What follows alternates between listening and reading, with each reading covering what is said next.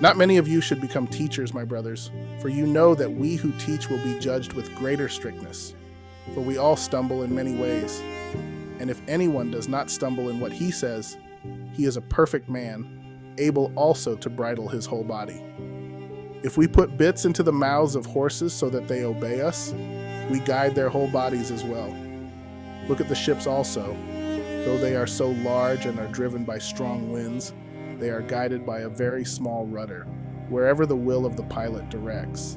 So also the tongue is a small member, yet it boasts of great things. How great a forest is set ablaze by such a small fire. And the tongue is a fire, a world of unrighteousness.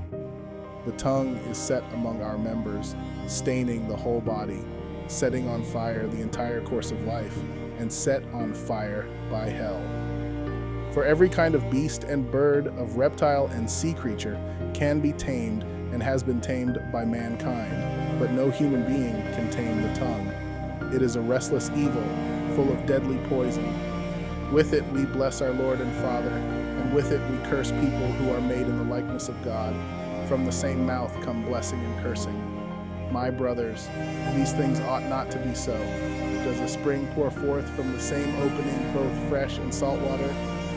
Can a fig tree, my brothers, bear olives, or a grapevine produce figs?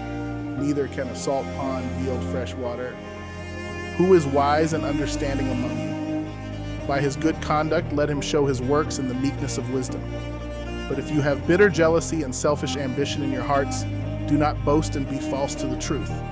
This is not the wisdom that comes down from above, but is earthly, unspiritual, demonic.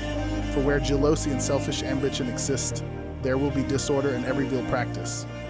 But the wisdom from above is first pure, then peaceable, gentle, open to reason, full of mercy and good fruits, impartial and sincere.